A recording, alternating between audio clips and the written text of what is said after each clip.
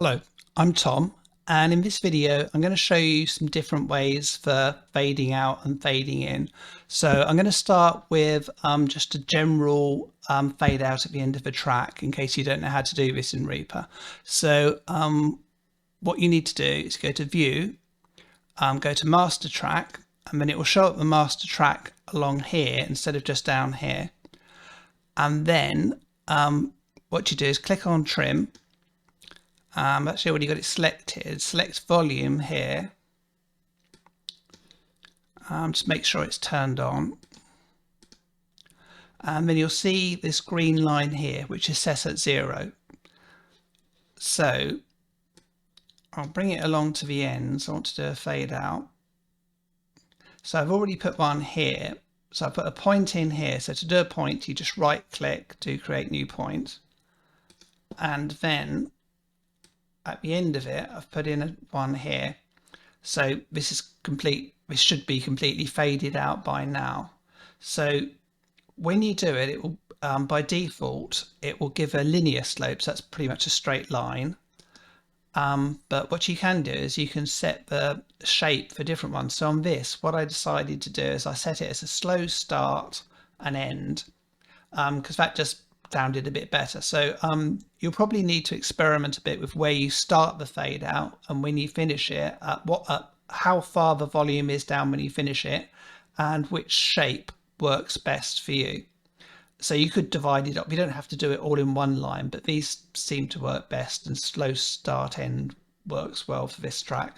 So I'll just play a bit and then you can hear how this sounds and you can follow what it's doing along here.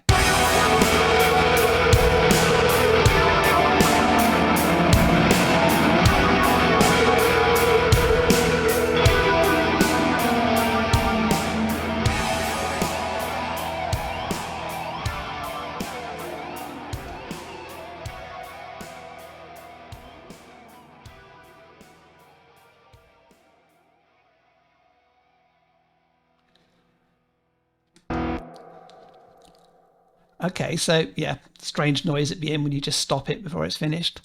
So that would be a standard fade out. It takes a bit of faffing about to get it right usually.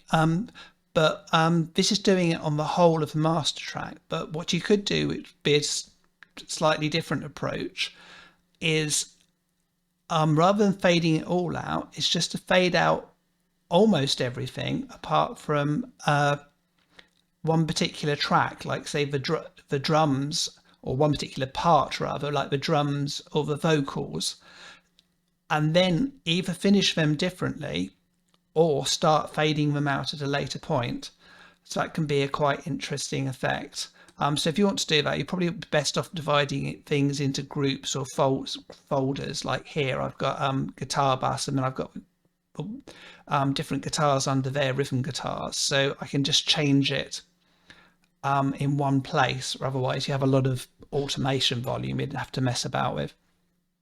So you could also do a fade in and do a fade in at the beginning of a track, or do a fade in at different parts of a track where things build up. So where that can be useful is for building up tension. So if you have a beginning of a track, particularly if you've got say a more sort of chaotic and or atmospheric guitar or keyboard bit, that could gradually build up in detail, and then when it gets louder, everything comes in with the full band at the loudest point.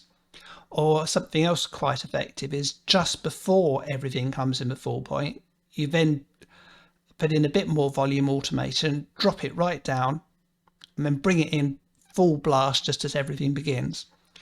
Another way you can use the fading in and fading out and the volume automation is to emphasize particular parts on musical passages. So you could use it to say give a bit more punch and bite to the beginning of a riff, and you can use it to add a bit more groove as well, in the same way that you could maybe use compressors on drums to add an extra element of groove and swing. You could actually use the volume fade in and fade out to bring the volume up and down at different stages.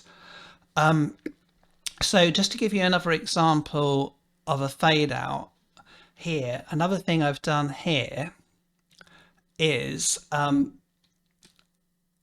got a fade out starting, let's say it starts here and goes to here, and that's on the whole volume track again.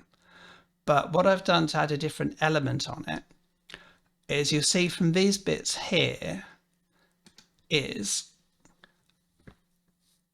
when I was messing about with different reverb settings, I found this one. It's using the phase mistress in Sound Toys, and it sounded good, but I thought it was something I could just use at the end of the drums, but I did it with a fade out. And what I've done on here is I've automated, well, I'll turn it on because I didn't want to start right at 0. So you can see it turns on here. This is just turning it on and off.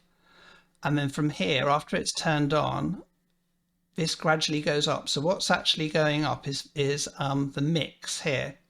So the input and the output, which it goes up to, when it goes up to full wet, the input, it will actually be louder, but then this is being cancelled out by the whole track.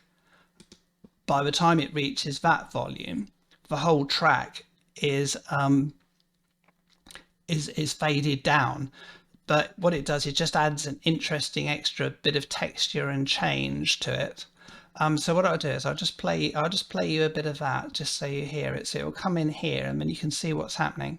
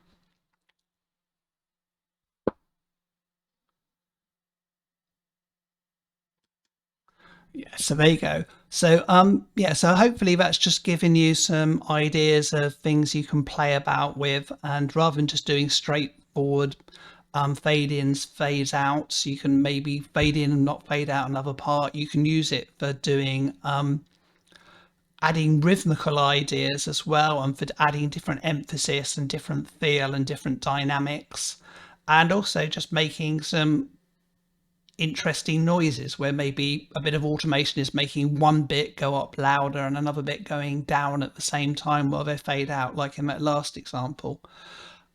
So yeah, thanks for watching. I'll put up some links to some other videos if you want to have a look. Yeah, cheers, bye.